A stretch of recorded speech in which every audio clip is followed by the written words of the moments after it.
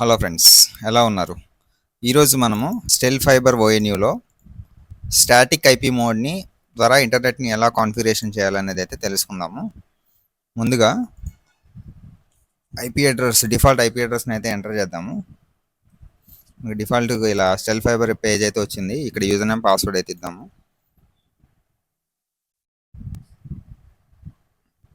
User name password ఇచ్చిన తర్వాత verification code అయితే ఎంటర్ చేద్దాము.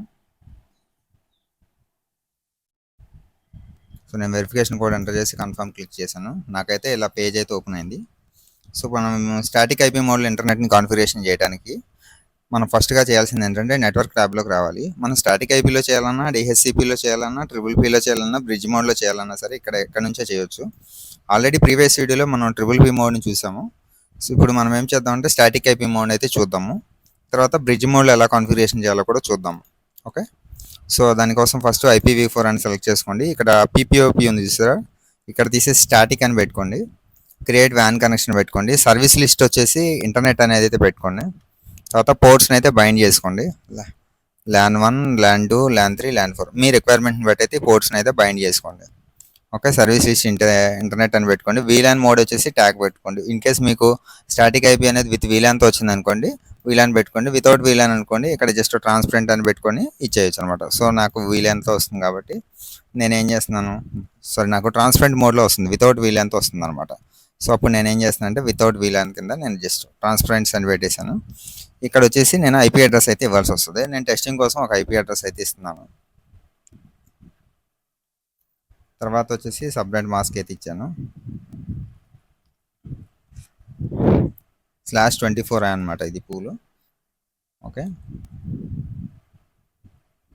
సో నేను గేట్వే ఇచ్చాను. తర్వాత DNS సర్వర్ ఇస్తున్నాను. తర్వాత ఆల్టర్నేట్ DNS అనమాట. ఓకే, ఇచ్చిన తర్వాత క్రియేట్ అని అయితే క్లిక్ చేయాలి.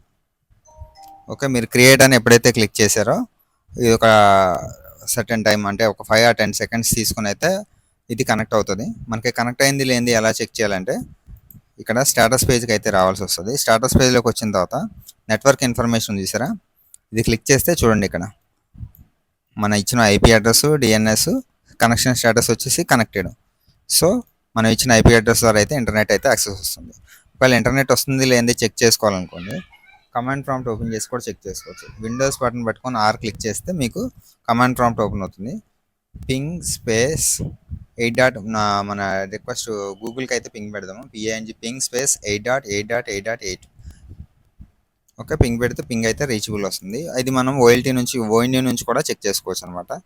మెయింటెనెన్స్ ట్యాబ్లోకి వచ్చేసి డయాగ్నోస్టిక్ దగ్గర చెక్ చేయొచ్చు. సో మనం వ్యాన్ కనెక్షన్ వచ్చేసి చెక్ చేద్దాం.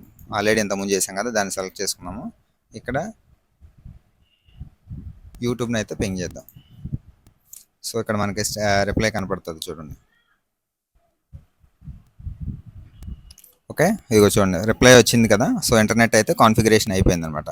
ఇలా మనం స్టాటిక్ ఐపీ మోడ్లో అయితే ONTని అయితే కాన్ఫిగరేషన్ చేసుకోవచ్చు. ఇదే ONTలో మనం DHCPలో చేసుకోవాలనుకోండి, దానికి కూడా పెద్ద ఇబ్బంది ఏం లేదు. సేమ్ ఇప్పుడు ఆల్రెడీ ఉన్నదాన్ని అయితే నేను డిలీట్ చేస్తున్నాను.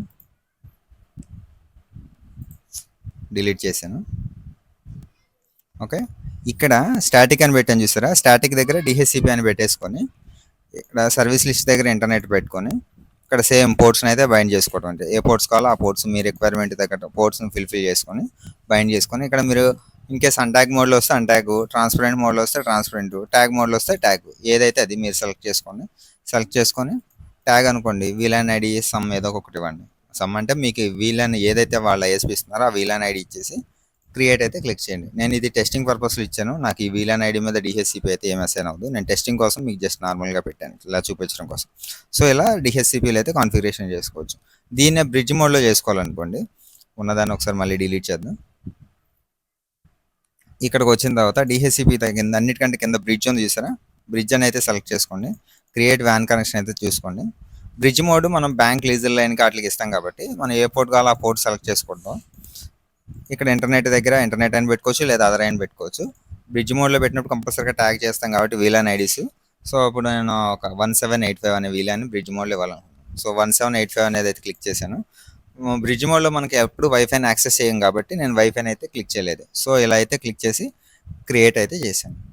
క్రియేట్ కట్టంగానే ఏమైందంటే మనకి ఓఎన్యూ అనేది బ్రిడ్జ్ మోడ్లో అయితే కాన్ఫిగరేషన్ అయితే అయిపోయింది. స్టాటిక్ ఐపీ ద్వారా ఇంటర్నెట్ని ఎలా కాన్ఫిగరేషన్ చేయాలో తెలుసుకున్నాం. అండ్ సెకండ్ వచ్చేసి డిహెచ్సిపిలో ఎలా కాన్ఫిగరేషన్ చేయాలో తెలుసుకున్నాం. అండ్ థర్డ్ వచ్చేసి బ్రిడ్జ్ మోడ్లో మనం ఓఎన్టీని ఎలా కాన్ఫిగరేషన్ చేయాలో అయితే తెలుసుకున్నాం. సో ఇది ఈరోజు వీడియో. సో ఈ వీడియో కానీ మీకు నచ్చితే ఖచ్చితంగా లైక్ చేయండి, మా ఛానల్ అయితే సబ్స్క్రైబ్ చేసుకోండి. Thank you.